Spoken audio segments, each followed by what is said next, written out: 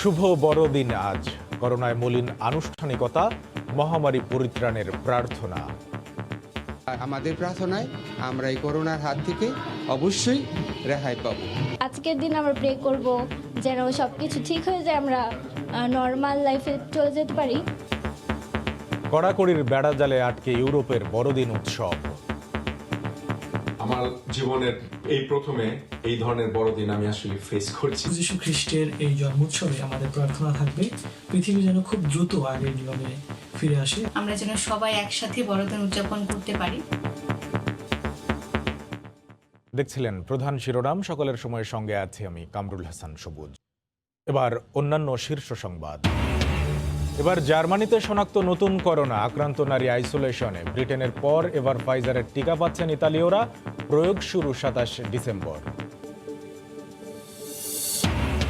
$1,000 কোটি গেমিং বাজারেও ভাগ বসাতে পারে বাংলাদেশ। সৃষ্টি হচ্ছে সুযোগ, একাডেমিক কারিকুলামে যুক্ত করার তাগিদ।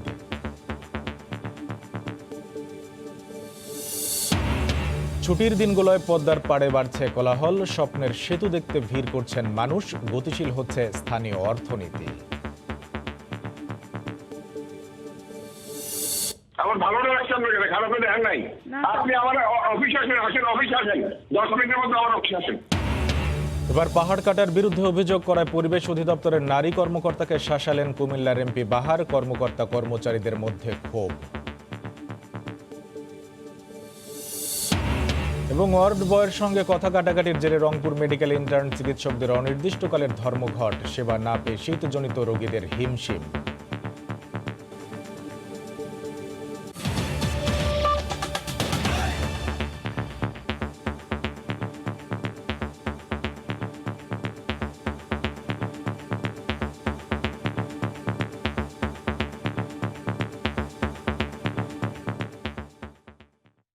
দেশজুড়ে নানা আয়োজনে বড়দিন উদযাপন করছেন খ্রিস্টান ধর্মাবলম্বীরা। প্রার্থনার গানে যীশু খ্রিস্টের মর্তে আগমনের দিনটি স্মরণ করছেন তারা।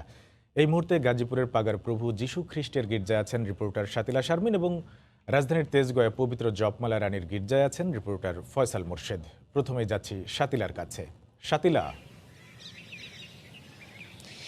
সবুজ, এখন হচ্ছে যে প্রার্থনা চলছিল সকাল থেকে, সেই প্রার্থনার কিন্তু একটু বিরতি চলছে বলতে হচ্ছে প্রথম যে প্রার্থনাটি, সেই প্রার্থনার সময়টি শেষ হয়েছে। প্রায় 2 ঘন্টা ধরে প্রার্থনা চলেছে। সেই প্রার্থনায় আসলে তারা এখানে যারা খ্রিস্ট ধর্মাবলম্বীরা আছেন তারা প্রার্থনা জানিয়েছেন দেশ দশের জন্য। সবচেয়ে বড় কথা, পৃথিবী জুড়ে যে করোনার মহামারীর যে থাবা, সেই থাবা কিন্তু থেকে বাঁচার জন্য, জরা থেকে মুক্তির জন্য তারা প্রার্থনা জানিয়েছেন। আমরা কথা বলেছিলাম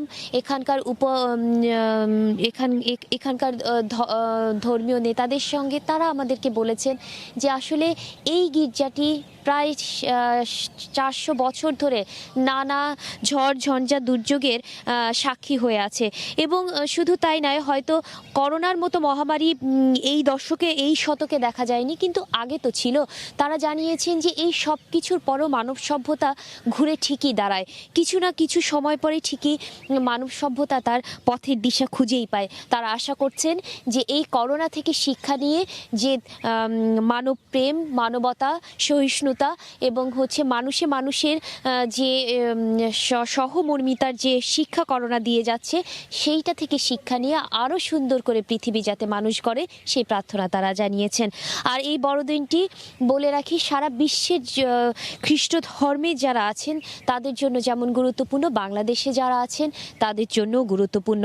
মূলত বাংলাদেশে এই ধর্মে এসেছে উপমহাদেশ থেকে, উপনিবেশিক যে শাসনের আগেই কিন্তু এখানে খ্রিস্ট ধর্মের প্রসার ঘটেছে। এবং সর্বপ্রথম এসেছে পর্তুগিজদের হাত ধরে। পর্তুগিজ যে নাবিকরা এখানে এসেছিলেন, তাদের মাধ্যমে কিন্তু এই ধর্ম বাংলাদেশে এসেছে। এবং এ কারণেই আসলে এই চার্চটিও কিন্তু পর্তুগিজ যে বাণিজ্যের জন্য যারা এসেছিলেন তারা কিন্তু এই চার্চটি তৈরি করেছিলেন। এবং সেই 1663 সালে তৈরি করা এই চার্চটি কিন্তু নান্দনিকতায় এখন সারা দেশ থেকেই কিন্তু মানুষ, সারা দেশ এবং দেশের বাইরে থেকে কিন্তু মানুষ দেখতে আসেন এই চার্চকে। এবং এখানকার কিছু অদ্ভুত রীতি রয়েছে। অদ্ভুত বলছি এই কারণে যে এক ধরনের কমিউনিটি তৈরি করে এখানকার এই চার্চটি কিন্তু পরিচালনা করা হয়। এখানে যারা উপাসনা করেন তারাও কিন্তু এক ধরনের একাত্মতা বোধ থেকেই এই চার্চকে ঘিরে তাদের সামাজিকতা, তাদের যে উৎসবগুলো পালন করে থাকেন। এরকম আমরা তো জানলাম হচ্ছে শহরের বাইরে, নগরের বাইরে উপাসনাগুলোর কেমন অবস্থা। আমরা চলে যাবো এবার একটু নগরে, রাজধানীতে আছেন, রাজধানী তেজগাঁওয়ে আছেন আমাদের সহকর্মী ফয়সাল মোর্শেদ। চলে যাচ্ছি আরও খবর জানতে তার কাছে। শাতিলা, শুভ বড়দিন। এই মুহূর্তে আমি রয়েছি রাজধানীর তেজগাঁওয়ে পবিত্র রানী জপমালা গির্জা এবং সকাল 7টায় এখানে খ্রিস্টজাগ অনুষ্ঠিত হয়েছে এবং এরপরেই কিন্তু এখানে প্রার্থনা সঙ্গীত এই মুহূর্তে চলছে। প্রতি বছরের মতো এবারও পবিত্র রানী জপমালা গির্জায় যে আয়োজনগুলো হয়ে থাকে সে আয়োজনগুলো চলছে। তবে এবার একটা জিনিস চোখে পড়েছে শাতিলা, আপনি জানেন যে করোনা ভাইরাসের যে মহামারী চলছে সেই মহামারীর প্রভাব কিন্তু উপাসনালয়গুলোতেও রয়েছে এবং সেটা কিন্তু আমরা এখানেও পরিলক্ষিত করছি। কারণ গত বছর আমি এখানে এসেছিলাম তখন যে পরিমাণ মানুষের উপস্থিতি দেখেছি, এবার কিন্তু সেই শাতিলা এই মুহূর্তে এখানে আসলে প্রার্থনা সঙ্গীত অনুষ্ঠিত হচ্ছে। আমরা সেই প্রার্থনা সঙ্গীতই শুনতে চাই।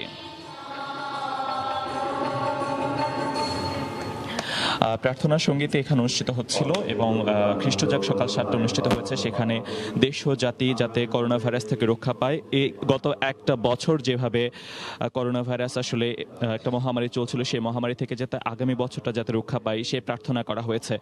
সবুজ, এখানে আরও কিছু ব্যাপার রয়েছে। সকাল 9টায় আবার খ্রিস্টজাগ অনুষ্ঠিত হবে এবং সেখানে আবার প্রার্থনা করা হয় প্রভু যিশুর কাছে যাতে আগামী বছরটা যাতে সুখী এবং সমৃদ্ধে কাটে এবং পাপ ও পঙ্কিলতা থেকে যাতে মুক্তি পায় সারা বিশ্বের মানুষ, সেই ব্যাপারগুলো এখানে প্রার্থনা করা হয়েছে। এবং একটা ব্যাপার বলতে পারি, খ্রিস্টান ধর্মাবলম্বী তো বিশ্বাস করে যে যিশু গোয়ালঘরে জন্মেছেন এবং গোয়ালঘর সাজানো হয়েছে। এখানে ক্রিসমাস ট্রি খুব সুন্দরভাবে সাজানো হয়েছে, রং বেরঙের আলোকসজ্জা এখানে করা হয়েছে। কিন্তু একটা জিনিস যেটা শুরুতেই বলছিলাম সবুজ, যে মানুষের উপস্থিতি একটু কম, কারণ অন্যান্য বছর আমরা গির্জার ভেতরে তো পুরোপুরি ভর্তি থাকে, উপাসনালয়ে আগতরা আসেন এখানে, কিন্তু এবার যেটা হয়েছে আমরা শুধু ভেতরটাই ভর্তি দেখছি এবং বাইরে কোনো মানুষ আমরা দেখতে পাইনি।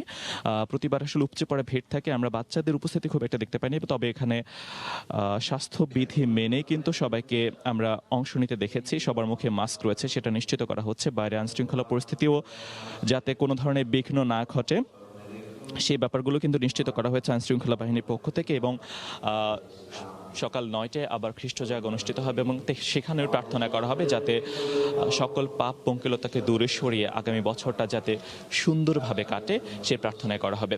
সবুজ, শুভ বড়দিন উদযাপনের খবর জানাচ্ছিলেন রিপোর্টার ফয়সাল মোর্শেদ ও রিপোর্টার শাতিলা শারমিন। করোনার মধ্যেই বিশ্বজুড়ে খ্রিস্ট ধর্মাবলম্বীদের সবচেয়ে বড় উৎসব বড়দিন উদযাপন হচ্ছে।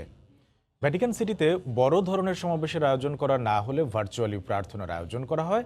এতে অংশ নেন ক্যাথলিক খ্রিস্টানদের ধর্মগুরু পোপ ফ্রান্সিস।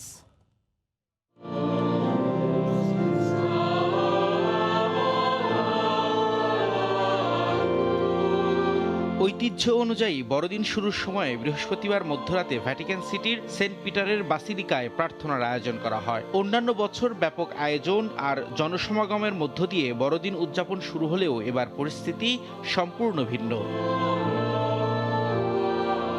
করোনা মহামারীর কারণে সংক্ষিপ্ত আকারে প্রার্থনার আয়োজন করা হয়। এতে অনেকেই ভার্চুয়ালি অংশ নেন। আগামী বছর যেন এমনভাবে বড়দিন ফিরে না আসুক এ প্রার্থনা খ্রিস্ট ধর্মাবলম্বীদের। সত্যি এটা খুব কষ্টের, মনে হচ্ছে যুদ্ধ চলছে। আশা করি শীঘ্রই এই পরিস্থিতি কেটে যাবে, নতুন বছর শুরু হোক নতুনভাবে। অনেক কষ্টে এখানে ঘুরতে এসেছি। আমি যখন মেট্রোতে ছিলাম দেখলাম সবগুলো সিট খালি, অথচ অন্যান্য বছর এখানে মানুষকে জায়গা দেয়া যেত না। আশা করছি আগামী বছর সবাই মিলে স্বাভাবিকভাবে বড়দিন উদযাপন করতে পারবো, সবকিছু ঠিক হয়ে যাবে। বড়দিন উদযাপনে ইউরোপের পাশাপাশি বিশ্বের বিভিন্ন দেশে ব্যাপক প্রস্তুতি নেওয়া হলেও নতুন ধরনের করোনা সংক্রমণে ফিকে হয়ে গেছে সেই রং। গির্জায় সরাসরি প্রার্থনায় অংশ নিতে বিধিনিষেধ জারি করেছে অনেক দেশ। রবিউল ইসলাম আওলাদ, সময় সংবাদ। সকালের সময় আরও থাকছে। আমার ছেলে বলে যে আমার আব্বু কি নাই। $1,000 কোটি গেমিং বাজারেও ভাগ বসাতে পারে বাংলাদেশ। অনেকটাই নতুন কিন্তু সম্ভাবনাময় এই খাতে বিপুল সংখ্যক মানুষের কর্মসংস্থানের সুযোগ একদিকে যেমন বেকারত্ব ঘোচাতে পারে, অন্যদিকে অর্থনীতিতে রাখতে পারে গুরুত্বপূর্ণ অবদান। একাডেমিক কারিকুলামে এই শিক্ষা যুক্ত করার তাগিদ বিশেষজ্ঞদের। আতিকুর রহমান তমালের রিপোর্ট। লুডো বাংলাদেশ তো বটেই, গোটা উপমহাদেশে খুব পরিচিত একটি খেলা। কালের বিবর্তে এই জায়গায় দখল করেছে স্মার্টফোন। এটি নিঃসন্দেহে বলা যায় প্রতি মুহূর্তে বিশ্বের বহু মানুষ মোবাইল গেম নিয়েই মেতে আছেন। যুগের চাহিদায় সাড়া দিয়ে স্বল্প পরিসরে হলেও এদেশেও তৈরি হচ্ছে মোবাইল গেমস। সেখানে যুক্ত হচ্ছেন সদ্য বিশ্ববিদ্যালয়ে পাশ করা অনেক তরুণও। অবশ্যই চাইবো যে বাংলাদেশ এক সময় ওয়ার্ল্ডের টপ গেমগুলোর মধ্যে আমাদের গেমগুলোর নাম থাকবে।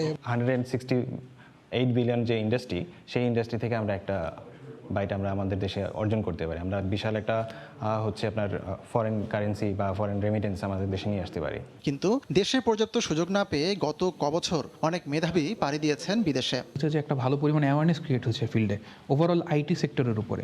গেম যে আইটির ভিতরের একটা পার্ট, এই জায়গাটার অ্যাওয়ারনেসটা কম, কিন্তু গেমটার উপরে কোনো আলাদা করে ইমফেসিস এখনো আসেনি। বিশ্বের অনেক দেশের মতো দক্ষিণ কোরিয়ার অর্থনীতিতে যে কোটি সেক্টর অবদান রাখে তার মধ্যে অন্যতম গেমিং ইন্ডাস্ট্রি। বিশেষজ্ঞরা বলছেন বাংলাদেশের মতো ছোট আয়তনের দেশে বিপুল কর্মসংস্থান তৈরির বিকল্প নেই। গেম তৈরি হতে পারে একটি কার্যকরী শিল্প।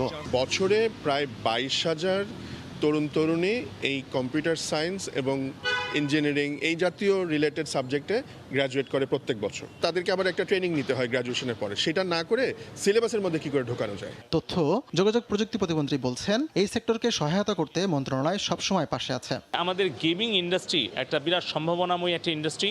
আমরা এই ইন্ডাস্ট্রিতে আমরা আশা করছি যে খুব অল্প সময়ের মধ্যেই আমরা বড় ধরনের একটা রেভিউ আর্নিং সোর্স হিসেবে গেমিং ইন্ডাস্ট্রিতে আমরা আনতে পারবো। দেশীয় উদ্যোক্তার পাশাপাশি বিদেশি বড় কোম্পানিগুলো যাতে বাংলাদেশে বিনিয়োগে আগ্রহী হয়, সেজন্য উপযুক্ত সহায়ক পরিবেশ তৈরির দাবি সংশ্লিষ্টদের।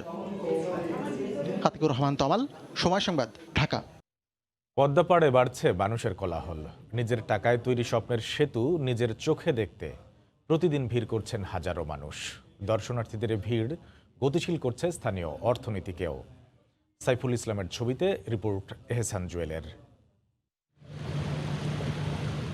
পদ্মা সেতুর সাথে লুকোচুরি খেলা, সূর্য অস্ত যাওয়ার এই দৃশ্য মুগ্ধ করে যে কোনো দর্শনার্থীকে। এ যেন মুগ্ধ চোখে তাকিয়ে থাকা। আমাদের স্বপ্ন এখন আমাদের অর্জন। ছুটির দিনগুলোতে তাই পদ্মা পাড়ে মানুষের কোলাহল। সেখানে নদীর পাড়ে দাঁড়িয়ে কাছ থেকে দেখার সুযোগ হয় নিজস্ব অর্থায়নে বাস্তবায়ন করা দেশের সবচেয়ে বড় প্রকল্পের কাজ। বিশেষ করে সবগুলো স্পেন বসে যাওয়ার পর মানুষের আগ্রহ আরও বেড়েছে বিশাল এই কর্মযজ্ঞ দেখার। একটা বিসিএস এর প্রশ্ন আসছিল যে বাংলাদেশের সবচেয়ে বড় অর্জন কোনটি, আমরা কনফিউজ ছিলাম। নিঃসন্দেহে এই পদ্মা সেতু অনেক সুন্দর, মানে এত সুন্দর যে এখানে আগে জানতাম না। পুরো রাস্তায় আমি দেখে মুগ্ধ হতে হতে এসেছি এখানে, অনেক ভালো লাগছে। প্রথম তো ভাবতাম দূর থেকে, আর এখন সামনাসামনি দেখছি, যা দেখছি খুব ভালো লাগলো। তবে পাড় থেকে দেখেও যেন অনেকের তৃষ্ণা মেটে না। আরেকটু কাছ থেকে দেখার আগ্রহ নিয়ে অনেকে যন্ত্রচালিত নৌকা ভাড়া নিয়ে চলে যাচ্ছেন মাঝ নদীতে।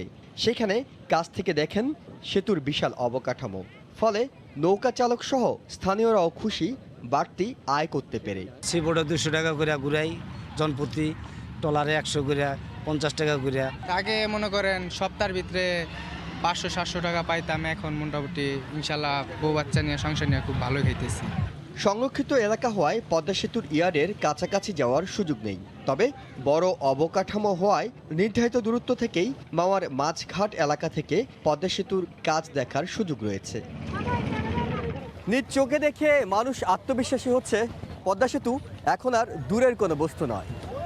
নির্মাণাধীন এই অবকাঠামো তাদের স্বপ্ন দেখাচ্ছে সেদিন হয়তো আর বেশি দূরে নয়, যখন সেতুর নিচ থেকে নয়, সেতুর উপরে যানবাহনে বসেই তারা দেখবে বাংলাদেশের এই অর্জন। এহসান জুয়েল, সময় সংবাদ, মাওয়া, মুন্সিগঞ্জ। পছন্দের ঠিকাদারের বিরুদ্ধে পাহাড় কাটার প্রতিবেদন দেয় পরিবেশ অধিদপ্তরের এক উপপরিচালককে টেলিফোনে শাসিয়েছেন কুমিল্লা সদরের সংসদ সদস্য আ.ক.ম. বাহাউদ্দিন বাহার। এ নিয়ে পরিবেশ অধিদপ্তরের কর্মকর্তা কর্মচারীদের মধ্যে ব্যাপক ক্ষোভের সৃষ্টি হয়েছে। রিপোর্ট কমলদের। আমাকে আপনি এক মেজারমেন্ট করলেন কিভাবে? স্যার আপনার আমার সিগনেচার নেবেন না? আমার ভালোটা রাখছি আপনাকে, খারাপ করে দেখেন নাই।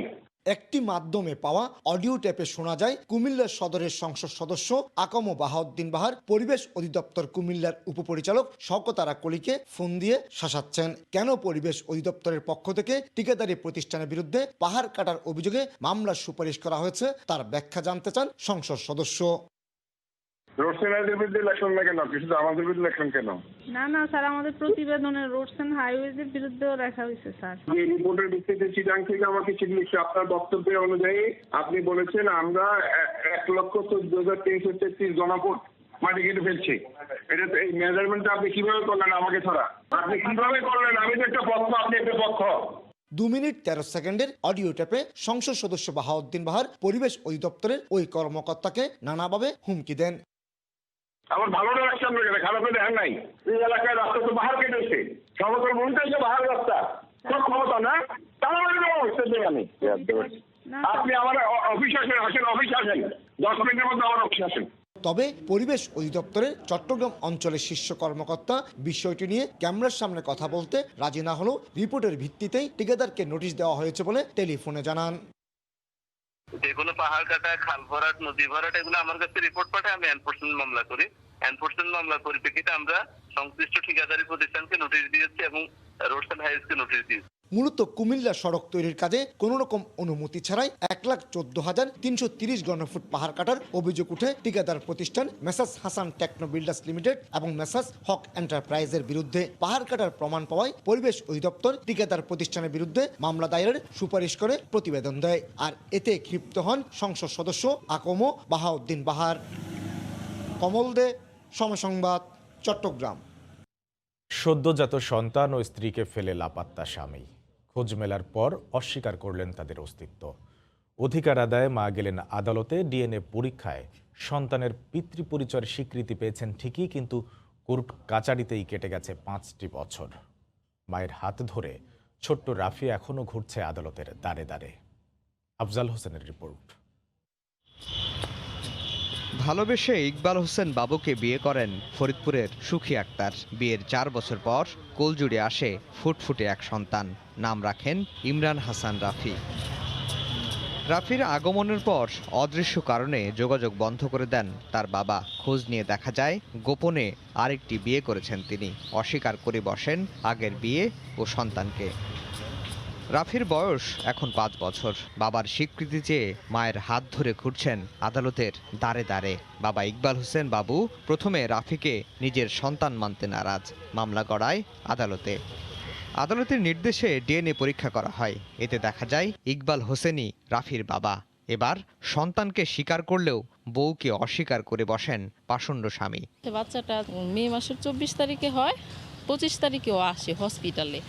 ওখান থেকে মানে বাচ্চাকে আমাকে দেখে আমার মা থাকে, বাবা থাকে, ওখান থেকে ও চলে যায়, আর আসে না। ভুক্তভোগী এই নারী জানান, সন্তানের জন্য আইনি লড়াই করতে করতে তিনি এখন নিঃস্ব প্রায়। সঙ্গী এখন সামাজিক নানা বঞ্চনা।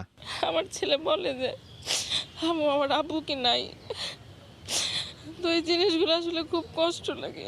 কোর্ট কাছারিতে যাওয়ার পরে দেখলাম যে মানুষ টাকা ছাড়া তো কিছু চিনেই না। ছোট্ট রাফি এখনো জানে না বাবার আদর কি। বাবা যেন থেকেও নেই। জন্মের পর বাবাকে শুধু দেখেছেন আদালতের কাঠগড়ায়। আমি ইগোলেশন বাবুরে দেখছি। কোথায় দেখছো? যে কোর্টে। এ বিষয়ে জানতে রাফির বাবাকে ফোন করে সময় সংবাদ। তিনি জানান 3 লাখ টাকার বিনিময়ে রফা দফা করছেন তারা। সেই প্রক্রিয়ায় চলছে।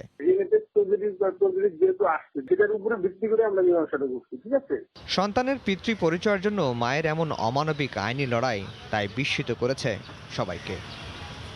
আফজাল হোসেন, সময় সংবাদ, ঢাকা। জার্মানির ফ্রাঙ্কফুর্টে এক নারীর শরীরে নতুন ধরনের ভাইরাসের অস্তিত্ব মিলেছে, যা কিছুটা আতঙ্ক ছড়াচ্ছে জার্মানদের মধ্যে। বার্লিন থেকে বিটু বড়ুয়ার রিপোর্ট। শুধু জার্মানি নয়, ইউরোপের সবকটি দেশেই খ্রিস্ট সম্প্রদায়ের সবচেয়ে বড় ধর্মীয় উৎসবটি যে করোনায় ম্লান হবে সবাই জানত। তবুও শত বাধা পেরিয়ে কঠিন পরিস্থিতিতেও চিরায়ত সত্যের পথ ধরে প্রভু যিশুর জন্মদিনটিকে পালনে কমতি ছিল না ভক্তদের আগ্রহে। করোনার বিধিনিষেধের মধ্যেও স্থানীয়দের মতো প্রবাসী বাংলাদেশিরাও জগতের সকল মঙ্গলে আবির্ভূত হওয়া প্রভু যিশুর জন্মদিনটির জন্য রঙিন বাতি দিয়ে সাজিয়েছিল ক্রিসমাস ট্রি। এই পবিত্র দিনে আমরা গির্জায় যেতে পারি নাই, প্রার্থনা করতে পারি নাই, বন্ধু বান্ধবদের সাথে কোনো দেখা করতে পারি নাই করোনার কারণে। তবে বড়দিনকে ছাপিয়ে আগুনে ঘি ঢালার মতো খবর দিল জার্মান স্বাস্থ্য মন্ত্রণালয়। ডেনমার্ক, বেলজিয়াম, নেদারল্যান্ডস ও ইতালির পর যুক্তরাজ্যে নতুন রূপ পাওয়া করোনা এবার ধরা পড়ল জার্মানিতেও। দেখুন, যদিও আমি বিশেষজ্ঞ নই, তবুও করোনা ভাইরাসের নতুন রূপ নিতে পারার খবরে শঙ্কিত। আজ আমাদের পবিত্র বড়দিন হলেও আমরা কারোর সাথেই দেখা করছি না, সবাই সবার সাথে অনলাইনে আনন্দ ভাগাভাগি করছি। এদিকে জার্মানির স্বাস্থ্যমন্ত্রী ইয়েন্স স্পান জানায়, বাডেন-ভিউর্টেনবার্গের জার্মান ওই নারী গত 20 ডিসেম্বর লন্ডনের হিথ্রো বিমানবন্দর থেকে জার্মানির ফ্রাঙ্কফুর্টে পৌঁছানোর পর করোনা টেস্ট করা হলে পরে তার শরীরে করোনার নতুন ধরন B.1.1.7 ভাইরাসের অস্তিত্ব খুঁজে পান চিকিৎসকরা। বর্তমানে তাকে আইসোলেশনে রাখা হয়েছে। খ্রিস্ট সম্প্রদায়ের বড়দিনের এই উৎসবে ম্লান হোক ভয়ঙ্কর কোভিড-19, সেই সাথে পৃথিবী হোক শুদ্ধ ও নির্মল, এমন প্রত্যাশা সকলের। সবাইকে বড়দিনের শুভেচ্ছা জানিয়ে জার্মানির বার্লিন থেকে বিটু বড়ুয়া, সময় সংবাদ। 27 ডিসেম্বর ইতালিতে ফাইজার ভ্যাকসিন প্রয়োগ শুরু হবে। এরই মধ্যে ইতালিতে পৌঁছতে শুরু করেছে ভ্যাকসিন আসার সংবাদে খুশি সাধারণ মানুষ ও প্রবাসী বাংলাদেশিরা। ইতালির ভেনিস থেকে আরও জানাচ্ছেন মাকসুদ রহমান। আগামী 27 ডিসেম্বর রোববার সকালবেলা থেকে ফাইজারের ভ্যাকসিনের প্রয়োগ শুরু হবে ইতালিতে। সমগ্র ইতালি জুড়ে এতে অনেক উৎসাহ উদ্দীপনা দেখা দিয়েছে, কারণ ফাইজারের সেই ভ্যাকসিনের প্রতীক্ষায় অপেক্ষমান ইটালিয়ানরা। এখন পর্যন্ত করোনা ভাইরাসের প্রাদুর্ভাবে সবচেয়ে মৃত্যুর সংখ্যায় এগিয়ে রয়েছে ইতালি। বছরের শেষ সপ্তাহগুলো ইতালিতে উৎসবের আমেজে ভরপুর থাকে, কারণ ক্রিসমাসকে কেন্দ্র করে ইটালিয়ানরা উৎসব আমেজে মেতে ওঠে। আর সেই মুহূর্তে ইটালিয়ান সরকার ইটালিয়ানদেরকে দিয়েছে একটা খুশির খবর, তা হলো ফাইজার ভ্যাকসিন 23 ডিসেম্বর সন্ধ্যায় বেলজিয়াম থেকে যাত্রা করেছে ইটালির পথে। ইটালিতে বসবাসরত বাংলাদেশি কমিউনিটির মধ্যেও অনেকটা উচ্ছ্বাস দেখা দিয়েছে। এখানে যে ব্যবসা বাণিজ্য এবং কর্মক্ষেত্রের যে সমস্যা ছিল, আস্তে আস্তে তার সমাধান হয়ে যাবে। দ্বিতীয় ঢেউ আরম্ভ হয়েছে। এখন আমাদের আশার বাণী হলো যে আমাদের ভ্যাকসিন এসে গেছে। ইটালির প্রধানমন্ত্রী জোসেফ কন্তে গতকাল জানিয়েছেন, আগামী এপ্রিল পর্যন্ত 15 মিলিয়ন মানুষের মধ্যে এই ভ্যাকসিন প্রয়োগ করা হবে। ইটালির ভেনিস থেকে মাকসুদ রহমান, সময় সংবাদ। সকলের সময়ের শীর্ষ সংবাদ জানিয়ে দিচ্ছি আরেকবার। শুভ বড়দিন আজ। করোনায় মলিন আনুষ্ঠানিকতা, মহামারী পরিত্রাণের প্রার্থনা, কড়াকড়ির বেড়াজালে আটকে ইউরোপের উৎসব। এবার জার্মানিতে শনাক্ত নতুন করোনা, আক্রান্ত নারী আইসোলেশনে। ব্রিটেনের পর এবার ফাইজারের টিকা পাচ্ছেন ইতালীয়রা। প্রয়োগ শুরু 27 ডিসেম্বর। এবং $1,000 কোটি গেমিং বাজারেও ভাগ বসাতে পারে বাংলাদেশ। সৃষ্টি হচ্ছে সুযোগ, একাডেমিক কারিকুলামে যুক্ত করার তাগিদ।